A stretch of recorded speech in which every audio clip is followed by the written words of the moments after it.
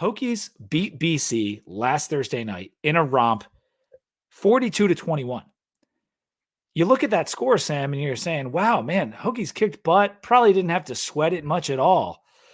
But there was a moment in the third quarter where I was getting a little scared. I'm going to have some fun, we'll call them, we've used the term oopsie daisy a lot. I'm going to have some fun oopsie daisy stat on the 2 Deep pod on Wednesday. But what I will say is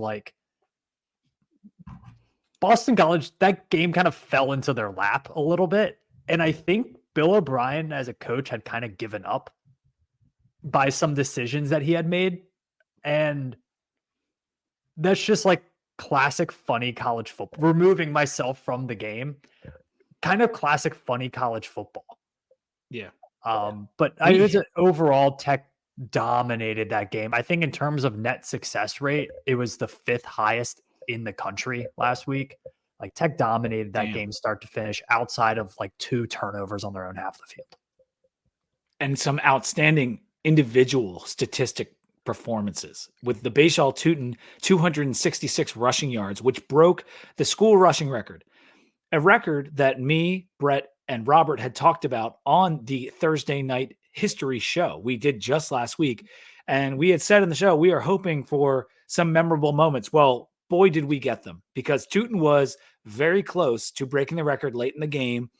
We didn't really need him because the game was in hand, but they sent him back out there, 17-yard rush, just bulldozing through people to get to 266, which broke the record by 13 yards. I mean, he could have ran for so many yards in this game. He is having such a special season. He is top 5 or 6 in pretty much every major running back category. He's now tied for third with total touchdowns by running backs with 13. He is going to have one of the best running back seasons in Virginia Tech history. It's getting pretty awesome because even with the touchdowns he's scoring, I think he's already sitting at 6th or something in total touchdowns from a skill player. Yeah, he's great. He's definitely all ACC right now, but he is knocking on the door of 2nd or 3rd team All-American. He is. And that's Tech doesn't have a lot of those on offense.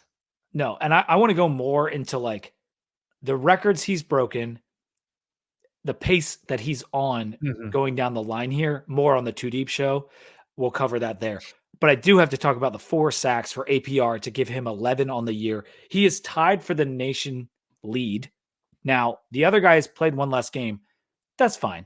The other guy doesn't play Power 5 football. He's the kid from San Diego State, right? Yeah. And so 4 sacks in a game for the 3rd time in his career. No one has ever done that at Virginia Tech. No one has ever done 4 sacks in a game twice in one season. And I know there could be a little bit of he's not consistent. No, he is good every game. Mm-hmm. Some games he breaks through. Sacks are one of those weird things. It's such an all or nothing thing that sometimes they come in bunches. That's what JC Price always says. Yeah, and I think talking about All-American, he is penciled in for 1st or 2nd team. I think he has had one of the best, his ability to take over a game is different than we've had from a Virginia Tech player in quite some time. We haven't really had a player that can dominate a game to a point where it makes a real difference.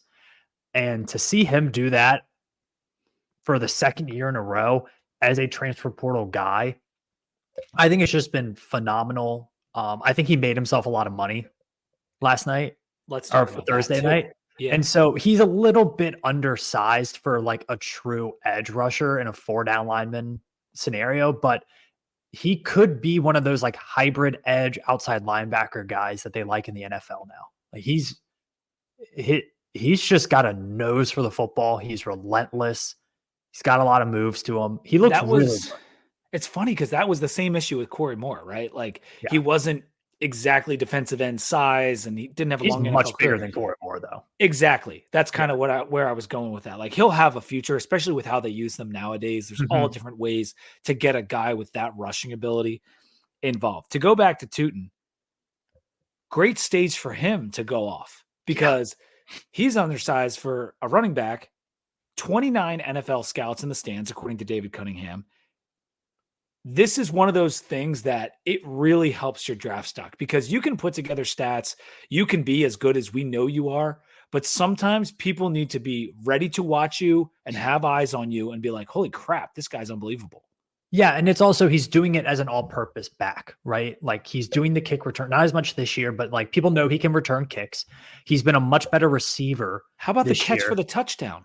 Like a beautifully, beautifully executed play on what was, I think, the best 2-minute drive I've ever seen from Virginia Tech. Yeah. He's done really well in pass pro, and he's shown the ability to run outside and inside. Like he is going to be a really attractive all-purpose back prospect for NFL teams. He can do anything that you ask him to do. He really can. 368 total rush yards in the game. We haven't even talked about the quarterback yet. Kyren wasn't perfect, but a solid game. 14 of 18, 164, 3 total touchdowns. He did have the fumble and he did have the pick, but it was still his second highest QBR on the season. And the fumble was on a really good play he made, and he like trucked 2 guys, and like he didn't totally collect himself after the second truck, and then it was hit out from behind. That's one where you're like, all right, pick up the first down and slide, and let's move on, bud. He was almost perfect in the first half, outside of the drop by Ollie Jennings, who doesn't look totally right. I just think his accuracy, his ability on that 2-minute drive was the best I've ever seen him look. He hit some really nice throws again, though. And maybe the most important thing, he looked totally confident. Yeah. He looked 100% locked in, 100% confident in his abilities. Maybe like he's playing the best that he has played at Virginia Tech these last 2 weeks in terms of consistency, accuracy, and just like pace. He did have the one really bad oopsie daisies. Fumbles are going to happen. Fumbles happen.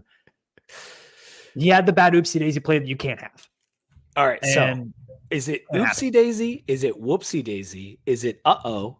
Is it oopsie poopsie? What are we going with here? That was an uh-oh play. Okay. That was an uh-oh because I don't think he saw that player. So that player, like if you look at the angle, that if you were to draw a line between Kyren, the defender, and then Benji, who was in front of him, like I think he's trying to throw that ball away, and Benji is completely blocking the DB because you saw him like he just kind of flicked his wrist, and then he almost like turns like, okay, that's an incomplete pass. Let's go to the next play. And there's a BC guy just standing right there. So I think that was more of an uh-oh than a inaccurate throw or something like that. I think he just didn't see the defender, which is unfortunate, but also, dude, launch that thing 15 feet into the stands. Yeah. Don't just flick it. Let's go to the defense before we close out VT Corner. They were amazing in the first half. Less so in the second half, but 28-0 at the half. You can't do any better than that. And they weren't put in great positions in the second half. Yeah. I mean, the turnovers on their own half of the field continue to be the biggest issue for this team, I would say. Like the biggest difference between winning and losing this year. I thought they were really great. Castellanos looked 100%. And he, like, there were some plays where he was just simply faster than anyone we had on defense. And that's his skill set. It's going to happen. I thought they did really well in this game, though, making him uncomfortable. I think the defensive backs continue to be very good. I thought the linebackers did great on run fits. Boston College was able to move the ball, but when Tech needed to make plays, they made plays. And I think they made Castellanos really uncomfortable at points. And so I thought it was a really good day by the defense, considering the field position that they were put in twice. We talked a lot about APR and his individual performance, but we have to say something about Jaden Keller. Yeah. I was blown away at his performance in this game. And he even had some plays taken away by penalties and stuff, but like 10 tackles, by far the best game of his career. Yeah, he looked, again, a guy who looked comfortable out there, and he was seeing the game really well. And that's what the coaches have said about him kind of his whole time, that there is this ceiling to his play that is really, really high. And that's why they keep giving him opportunities. Yeah. And now for him, it's about stringing that together into next week and the week after that. And that's what's going to be so important when we go into this Georgia Tech game, which we're going to talk more about on 2 Deep this week, is just, can we win that third game in a row? We Yeah. have not won 3 games in a row since 2019. So whether it's Keller's consistency, Kyron's consistency, or just the team in general, we need to put together these performances because we have turned some kind of corner. We are playing better like we did last year. We're running the ball really well. We're focusing on it. Keep it up. Just keep doing that. We'll get back to more about that on Too Deep this week. But let me talk about my beer as we're finishing this segment. I'm drinking the Magic Rain. This is from Mighty Squirrel Brewing in New England. It's a New England IPA. I was up in Boston for a wedding this weekend. Ironically enough, had a wedding just outside the city from where Boston College is. And Magic Rain, 5.8%, beautiful can, kind of got like a pastel color. It got us the win. So it's, it's a 5.0, but no, it's solid. Not too bitter, not too like sweet, just kind of right down the middle. Like if you were having a burger, like this would be a perfect New England to have it with because it's not going to like fill you up too much. Like I said, under 6%. But the Magic Rain brought the Hokies some magic, a record-setting night. I can't complain. My Aunt Kathy and Uncle Fred hosted us, had this in the fridge for me when I arrived. I didn't request it or anything. They were like, hey, I got a New England IPA for you. So thank you, Aunt Kathy. Much appreciated. It was a fun night up in Boston and then a fun weekend. And on my way back, Sam, I did stop at Treehouse. I saw.